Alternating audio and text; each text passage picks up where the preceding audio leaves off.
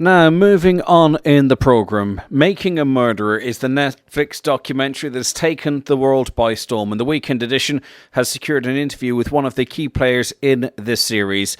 Well, Stephen Avery of Minnetonka County, Wisconsin, was sent to prison for 18 years for a crime he didn't commit, only to be released after a prolonged legal battle. But once he's finally let go, just a few years later, he's thrown into prison again for a different crime that the documentary argues Avery also may not have committed. Jerome, one of Stephen Avery's defence lawyers, has not been very outspoken in the media. Indeed, he's only given one interview to US media, but we've secured a chat with him, and I'm delighted to welcome him to the programme. Jerome, first and foremost, thank you for taking the call. And secondly, are you surprised, or perhaps not surprised at all, at the level of interest this documentary has garnered? Well, it's definitely, we did not expect this kind of outpouring of interest all over the world. I mean, we knew it was a very interesting case. We've worked on it, for many years, and it seems to have captured the public's attention for a lot of reasons. I think the injustice that's depicted, the sort of the mystery of who really did commit this crime, all those things are sort of gripping people. There must be a level of frustration there, though. The whole world is, it seems, talking about this case, and yet those who many believe are the victim of an injustice are in no better place as a result of that. Well, that's true, unless ultimately what I believe to be the real killer is charged, found, and prosecuted. Then there might be some real closure. But unfortunately, while I feel for the victim's family in this situation, I also represent a man who has now twice been subjected to wrongful conviction, and he's in custody. And so I have to do what I can to try and see that he gets justice. What is his mood now when you speak to him? Well, I can't, because of attorney-client privilege, I can't really discuss specifics. Mm-hmm. But, the irony is he hasn't even seen it. He's not allowed in the prison to see Netflix or internet streaming. So, and at this point, it's not on DVD, I don't believe. So he really hasn't seen it, but he's certainly aware of it. And his family has been very supportive and, hopeful, I would say. It shines a very bright light on the judiciary system, particularly in this state, in the US, and what is shown there is not favourable. And we have an initial trial, but there have been subsequent appeals, and still it seems that those decision makers can't see what it seems everybody else can see. That's frustrating, I'm sure.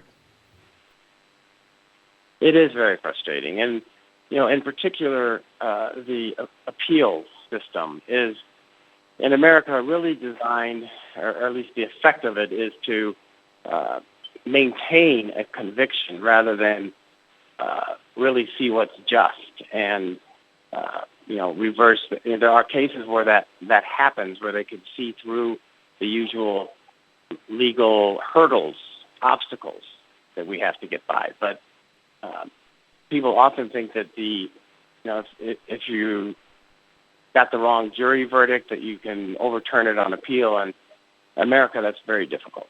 Very difficult. Can you explain to listeners how the two people involved in this can be apparently accused of two very different crimes, or at least aspects of the accusations to be very, very different, yet both have verdicts returned, and yet one can't work in favour of the other, if you understand the question, or how I phrased it? I think I understand. If you're talking about how the way the prosecutor, in his closing argument, in my case, the Stephen Avery case, was saying that one person killed Teresa Halbach. This man, and he was focusing really just on him. He did not bring in Brendan Dassey to our trial, which we were prepared for, and I think which frankly, would have been better for us, because then the jury would have seen. They already heard a version of what this young man's so-called confession was, and it didn't come in at trial, but it was in their knowledge base because there was so much pretrial publicity about it. But then to prosecute the 16-year-old boy and change your theory of how the crime was committed, to me, I know that has disturbed a lot of people, and it's disturbing to me. As it relates to you, and I presume you want to keep the focus on Mr. Avery, but I mean, this has taken up a considerable part of your life, and I'm sure your family's life. Do you find it difficult to be able to take a step back from this case to exist outside of it, if you understand? Well, the trial itself was 8 years ago, and I have to say that for at least 6 months before the trial, I didn't work on any of my other cases. It was all Mr. Avery's case. And then we had a 6-week trial. And at the end of that, I did have a very difficult time disengaging, stepping back into my practice, because I really felt that an injustice had occurred. You second-guess yourself. Maybe we should have done this. Maybe we should have done that. Would it have mattered?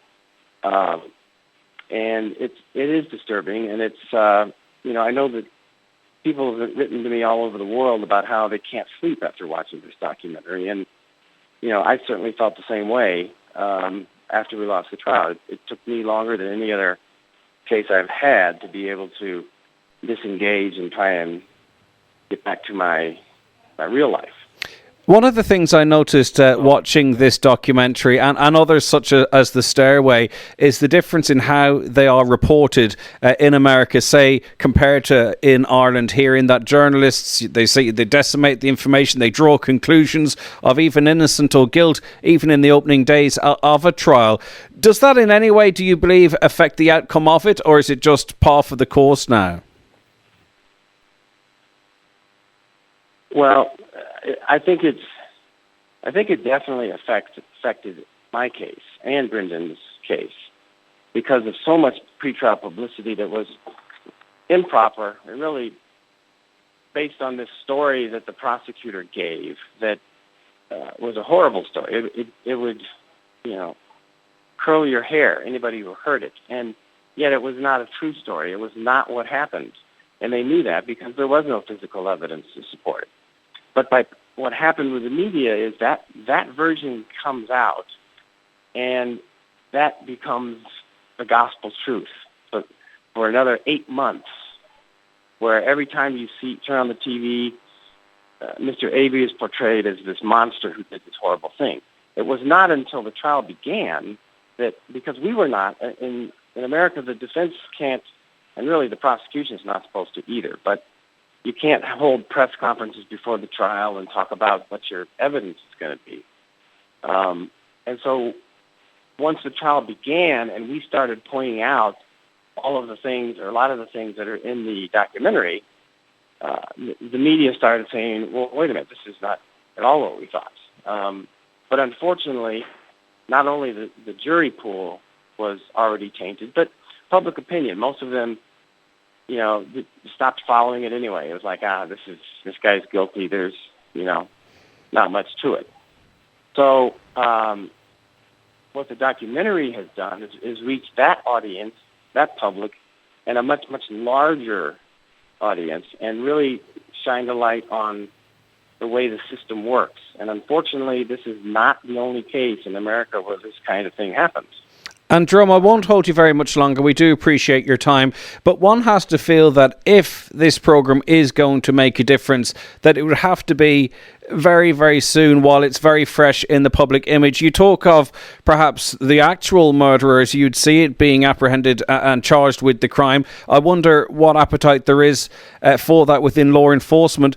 Do you think there is perhaps somebody out there that could come forward with information that could allow the law to relook at this? I do. I think that there are people that have information that in that area have been, they're fearful, intimidated. that there will be retaliation if they do. And, I've tried to explain that, that's extremely unlikely now that the public is looking very carefully at law enforcement, that that this would be the last time someone could get away with trying to punish him. But one of the jurors spoke out, said that he really was forced into, actually he or she, it hasn't been identified. But one of the jurors talked about how they felt intimidated and fearful in the jury deliberations. That's not necessarily grounds for a new trial, believe it or not, under American law. But, it is very interesting because I beg your pardon, Jerome. It is very interesting how you say that, because we talk of this, not you, but us viewers, journalists talk about this almost like it is a film now and that these are characters. But at the time, this is a smallish community. Everyone probably knows everybody. And those are perhaps aspects of this that we don't give full consideration to. You're right. And, I'm hopeful that nevertheless, some people are already coming forward. We're getting some information that could develop into new leads. We're also getting contacted by, very esteemed scientists from all over the world who are talking about these new techniques that have been developed since the trial, just in the last 8 years, that might also give us grounds for a new trial, because the FBI came up with this test sort of on the fly to determine whether or not there was this chemical preservative, EDTA, in the stain. And we did not have a chance to rebut it because the results were not even turned over to us until the last week of the trial.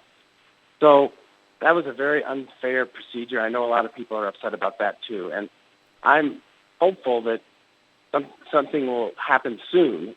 You're right. While there is still interest in this, and we're doing what we can, I certainly will be when I get back to my office. I'm on holiday in Rome at the moment, but as you can tell, I'm not able to escape everything. And we really do appreciate you giving off some of your time to us. And maybe in the future, have you visited Ireland in the past, Jerome? Have you any connection with the country?